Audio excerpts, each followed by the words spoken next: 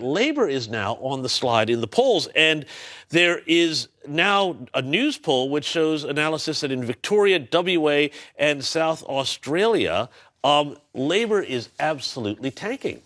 Is this connected to the budget? Or is it connected to One Nation, or is it both? It's both. One Nation has successfully took all the grievances that Australia has about a number of issues, whether it's the budget, whether it's too high immigration, whether it's the Bondi terror attack, and managed to pull that together into huge support. And this is a quarterly analysis of news poll surveys that were done between April and June.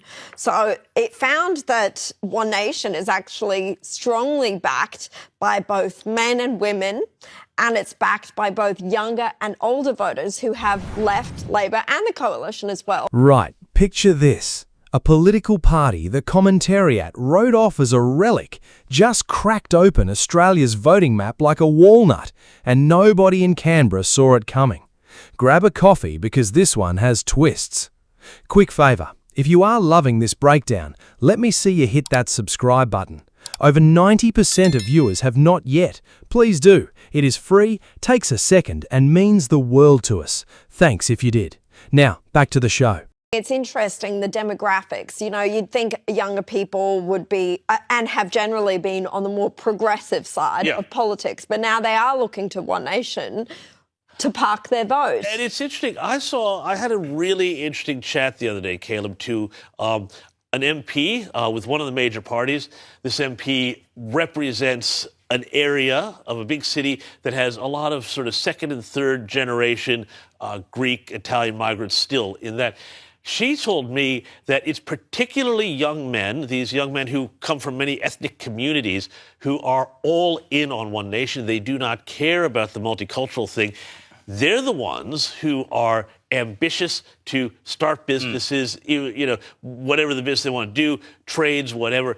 They are where the real sort of Howard Battlers are now. They're sitting in this demographic, and they are absolutely furious, this MP told me, that Labour, or that Albanese is smashing, in their view, their chance to get ahead. You know, they don't necessarily want to be multi-millionaires, but they want to have a business. They want to, you know, buy a big house with a pool, that kind of thing, and that's their goal. And they feel like Albanese is taking that away from them, and they see One Nation as the only party that seems to be talking about what they want to achieve out of life. That's a bit of an indictment of the Liberals too, isn't it? Oh, of course it is. But it's funny, isn't it? I mean, this is outer suburban Sydney and Melbourne, and then obviously Brisbane and Adelaide, etc., Perth, which once upon a time was, you know, we called it the Bible Belt.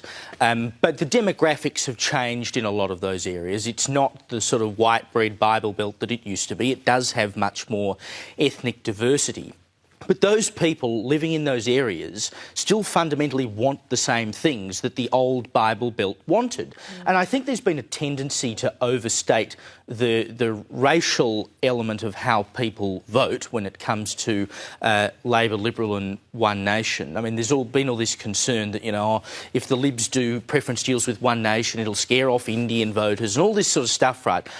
I'm not sure that's holding anymore. No, I think you're right. People just want to be able to have an opportunity and get ahead. And if you are the children of migrants, you can see that your parents came here for a better life from whatever country they came from. And so these young men and young women are looking at the situation in this country that their parents came here so they could have a good life, and they're going, well, this isn't what we were told it was going to be like. And they want to protect it. Having come here, they now want to protect what was offered to them. And the only mob they're seeing that will do that is One Nation. And it's interesting, you mentioned young men.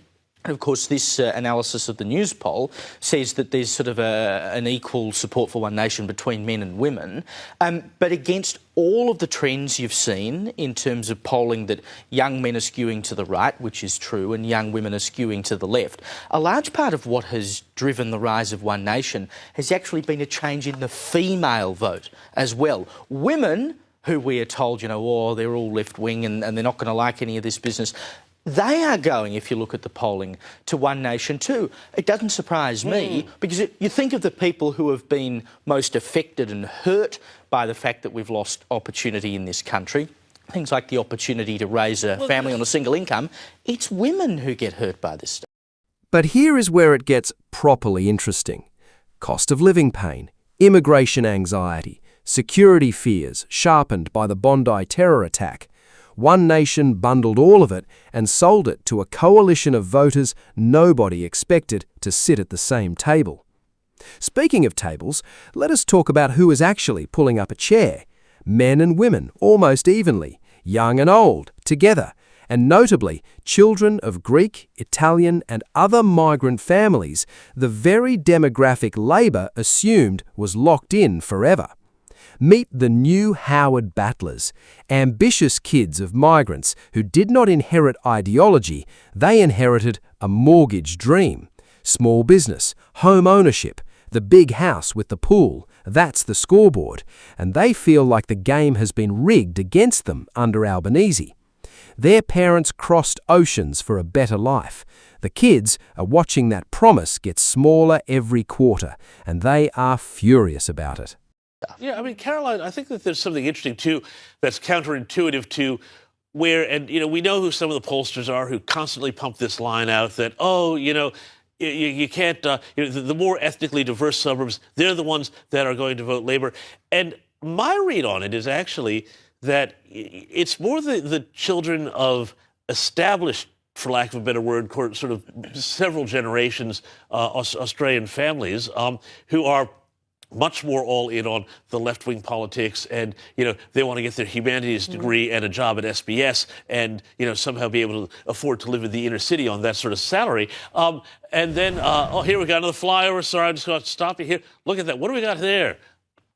Can't even quite tell, but it's and there's another one. It is that is absolutely majestic. I wish we were there live to hear all the sounds and the roars of all of these fantastic planes. They've been doing amazing planes flying over all day long. All of the best of the American arsenal, all flying overhead, putting on displays. It's absolutely incredible. But Carolyn, sorry, just to go back to this, but I do feel like actually it is in these demographics Caleb is talking about.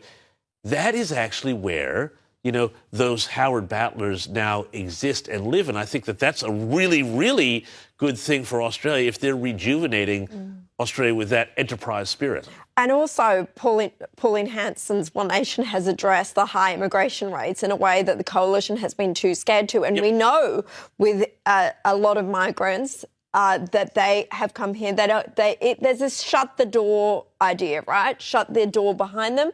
They don't want to be flooded with the immigrants in the same way that many other One Nation supporters don't want to, because it turns into the country that they fled. Exactly right. That is exactly right, and that is why this conversation is so important to have. And on immigration specifically, One Nation is saying the quiet part loud, while the coalition tiptoes around it, too nervous to commit. And Labour sounds like it is reading from a university seminar instead of a supermarket car park. Voters descended from migrants who shut the door behind them are asking a fair question. When does the door get too wide? Add it all up and you are not looking at a blip. You are watching the political center of gravity shift, old left-right lines and ethnic voting assumptions crumbling in real time, replaced by something new, aspirational, protective, and impossible to ignore. Thank you so much for watching. Let's hear your thoughts in the comments below.